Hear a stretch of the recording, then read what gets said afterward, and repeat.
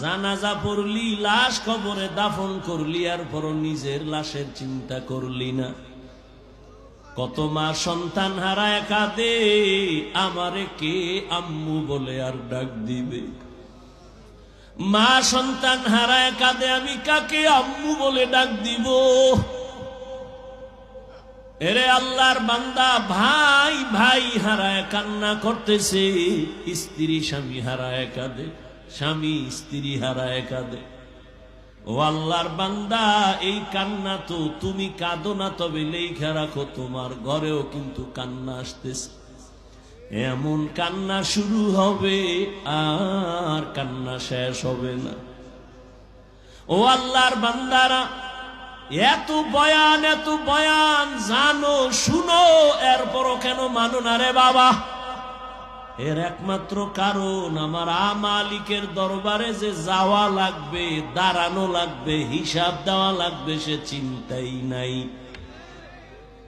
এই চিন্তায় যারে ধইরা ফালাইছি, ওই বান্দার দিকে তাকাইলি দেখবা চোখের কোঠায় পানি।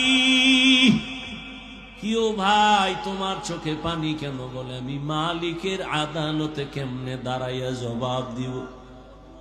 রহমতের নবী আম্মা জান আয়েশার হুজরায় ঘুমায়। হঠাৎ নবী বলেন, আমি যদি ঘুমাই, আমার চোখ বন্ধ থাকলে আমার অন্তর ঘুমায় না। হঠাৎ আমি কানের মধ্যে শুনি, কে জানো আমার মাথার পার্শ্বে মসজিদে নববীতে কান্না করে রাতের গভীর।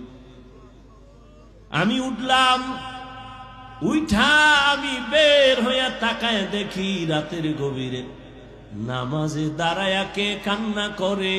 দুনিয়ার কোন সাধারণ কেউ না, আমার কলিজার সাহাবী, জান্নাতের 1 নাম্বার সার্টিফিকেটধারী সাহাবী আবু বকর নামাজে দাঁড়ায়া দাঁড়ায়া কান্না করতেছি।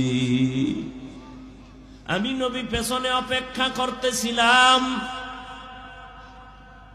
নামাজ শেষে জিজ্ঞাসা করলাম, ও আবু বকর, আপনি নামাজে দাঁড়ায় কান্না করেন কেন?